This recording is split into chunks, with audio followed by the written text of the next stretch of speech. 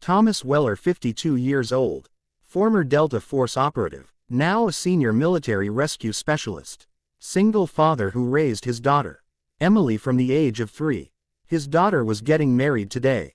Thomas had promised to hold her hand and walk her down the aisle. The most sacred promise he'd ever made to another human being. He had prepared everything with military precision. His dress uniform pressed to perfection. His old Delta Force badge polished until it gleamed. White shirt ironed 3 days in advance, and hanging in protective plastic.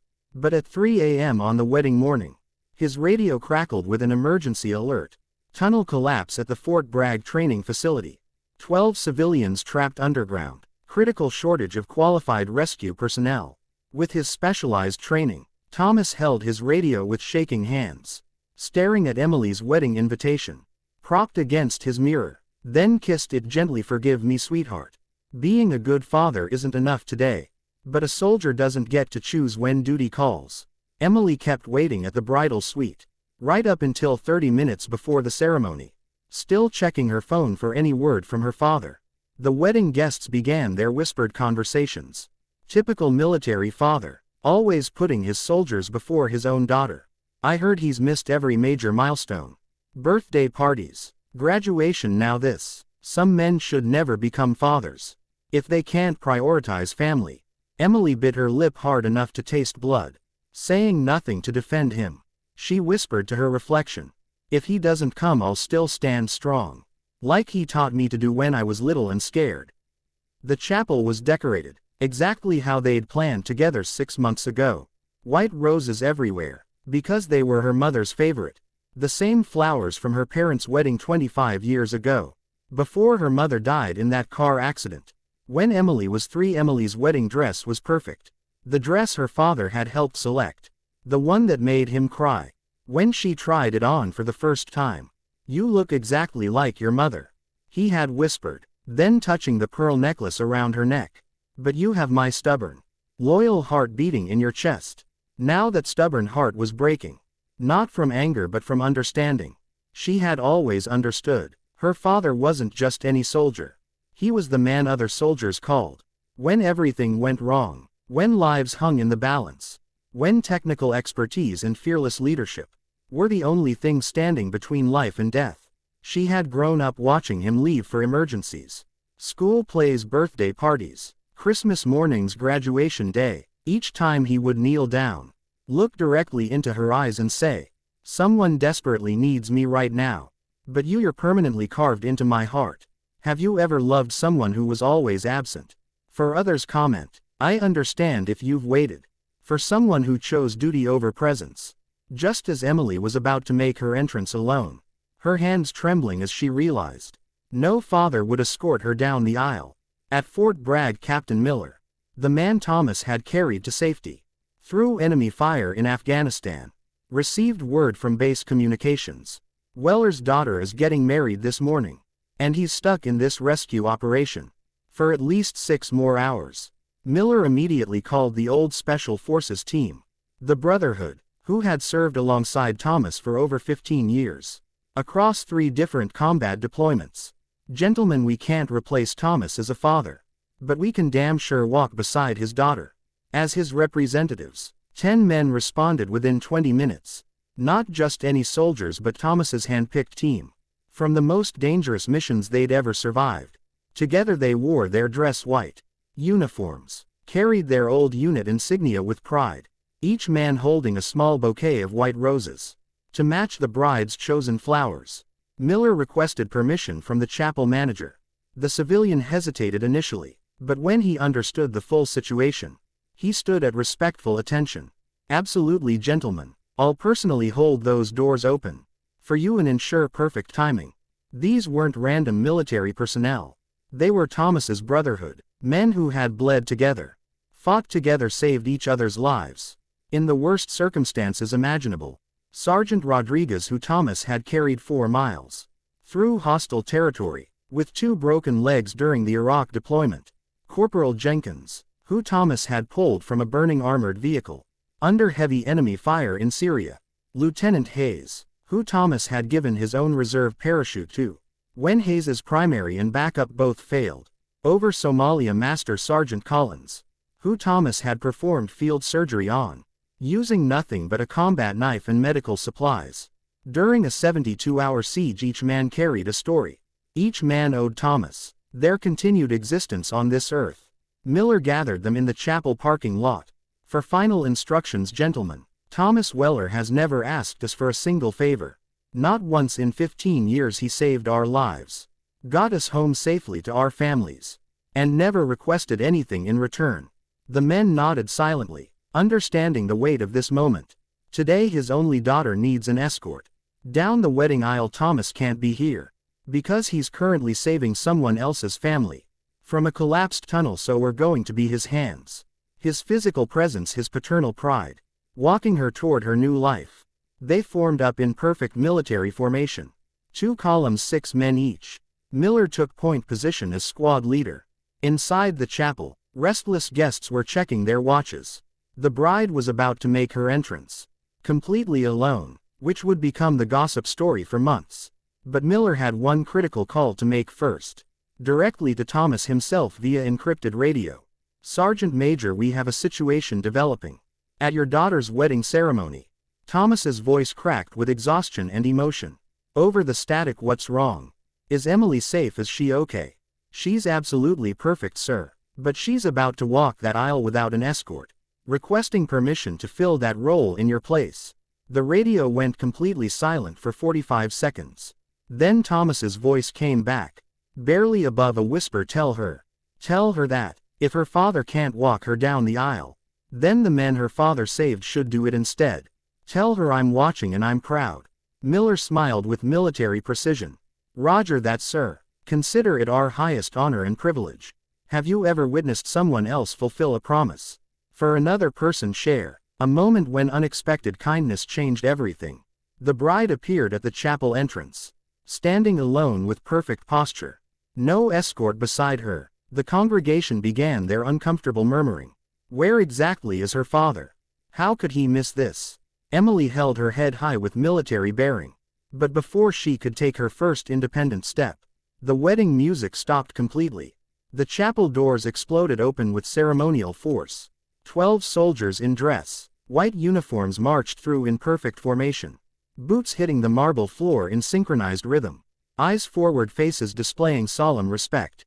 Captain Miller led the formation, carrying a folded piece of paper in his pristine white gloved hand. He approached Emily with military precision, dropped to one knee in full view of the congregation, and offered her the handwritten note.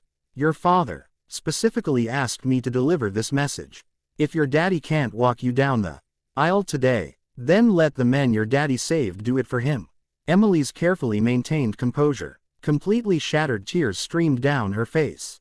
But they weren't tears of sadness anymore. The entire congregation rose to their feet, spontaneously, many wiping their own eyes. Her mother gripped Miller's arm tightly, nodding through her own overwhelming tears of pride and gratitude. The soldiers executed a flawless formation shift. 6 men positioned themselves along each side of the aisle, standing at perfect attention, creating an honor guard quarter that stretched from the entrance to the altar. Miller offered Emily his strong arm. Ma'am, it would be our absolute privilege and honor. Emily looked at these warriors surrounding her, her father's chosen brothers, the men who came home alive because of his courage and leadership. He's really not coming, is he? She whispered, needing to hear the truth spoken aloud. Ma'am, your father is currently inside a collapsed tunnel system, right now pulling injured survivors out one by one, using his bare hands. He's exactly where the world needs him to be. But he sent us because you're exactly where his heart needs to be represented. Emily nodded with newfound understanding.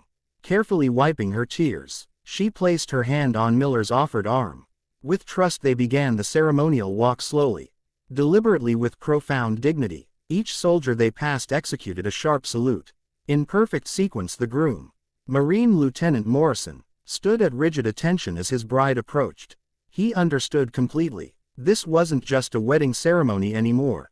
This had become a demonstration of military honor and family loyalty. The chapel fell into reverent silence, except for the rhythmic sound of military boots on marble and the quiet, emotional sobs of witnesses. Emily walked between these battle-tested warriors. Men who carried her father's legacy. His values. His unwavering commitment to protecting others above himself. Halfway down the aisle she stopped walking suddenly. Miller looked at her with immediate concern. "Ma'am, are you all right?" Emily turned to face the entire congregation directly. Her voice carried clearly through the silent chapel. With strength inherited from her father. "My father isn't physically here today. Because someone else's family desperately needed him. More than I do right now. But he didn't abandon me or forget about me. He sent his best men, his most trusted brothers, to stand in his place and represent his love." She turned to Miller with pride. "Captain, would you please tell everyone exactly what my father is doing?" At this very moment, Miller's voice rang with military pride and clarity. "Ma'am, Sergeant Major Thomas Weller is currently leading a complex rescue operation to extract 12 trapped civilians from a collapsed underground training facility. So far he has personally brought 8 people out alive, including 2 children." The congregation erupted in thunderous, sustained applause. Emily smiled brilliantly through her tears. "That's my dad. Saving people's lives is what he does best. And today he saved my wedding too. By sending all of you." She continued down the aisle with her head held high, surrounded by living representations of honor and sacrifice. When they reached the altar, Miller didn't simply hand her off. He made a formal announcement to the assembled witnesses. "Ladies and gentlemen, Sergeant Major Thomas Weller couldn't physically be here today because he's doing what he's always done, putting others' desperate needs before his own comfort. But his daughter learned from the absolute best. She's marrying a fellow Marine today. And she's walking into marriage the same way she's lived her entire life, with honor, dignity, and the deep knowledge that real love sometimes means choosing service over self-interest. If you've ever witnessed a moment when honor replaced heartbreak, comment respect below." Immediately after the ceremony concluded, Emily received an urgent video call on her phone. Her father appeared on the small screen, face completely covered in concrete dust, voice hoarse from shouting rescue commands, but smiling through exhausted tears of joy. "I watched every single moment, sweetheart. You were absolutely beautiful, and you walked between the men I trust most in this entire world." Emily's voice caught with emotion. "I'm not angry with you, Dad. You weren't physically at my wedding, but your presence was in every single man who walked me down that aisle." One of the soldiers spoke up respectfully. "Your father didn't miss anything important, ma'am. He just sent his whole team to represent him perfectly." The rescue mission had been completely successful. All 12 civilians were safely extracted. Thomas had spent 18 consecutive hours pulling people from dangerous rubble, using specialized skills he developed during 20 years of military service. But he had also watched his daughter's entire wedding ceremony on his phone, propped carefully against a rescue vehicle, while medics checked him for severe exhaustion. Every single guest at the wedding had seen the live video feed. They watched Thomas Weller crying openly as his daughter walked down the aisle, surrounded by honor guards. They saw him salute proudly when she reached the altar. That evening Emily sent her father a framed photograph from the wedding. It showed her standing confidently in the middle of 12 soldiers, all saluting simultaneously. The handwritten note attached read, "Dad, I was born from a soldier's heart and raised with a soldier's values. Today, I got married with a soldier's pride surrounding me." Thomas immediately framed that photograph and placed it in his deployment gear bag. The next time he was sent overseas, it would travel with him.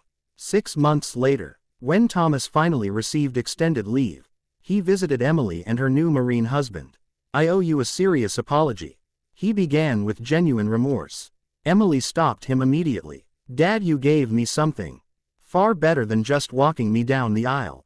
You showed me what authentic love actually looks like. It's not always being physically present.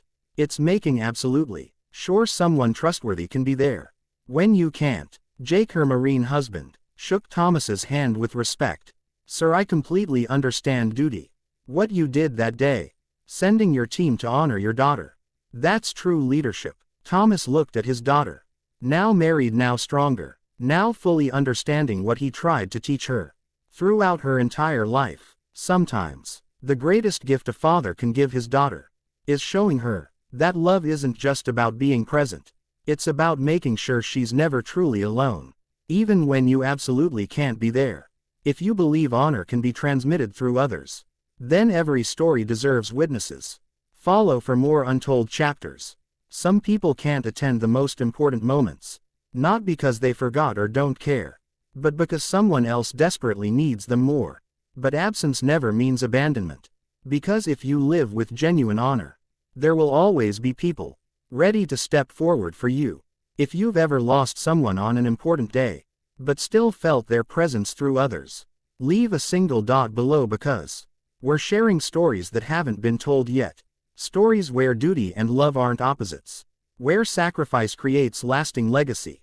Where real fathers raise daughters who understand that sometimes love means choosing service over self. The wedding that almost didn't happen became the wedding no one will ever forget. Where's her father? The guests whispered, as the bride wiped tears behind her white veil. The officiant stepped forward awkwardly, ready to apologize for the missing escort. But as the music stopped, the chapel doors burst open. 12 soldiers marched in formation.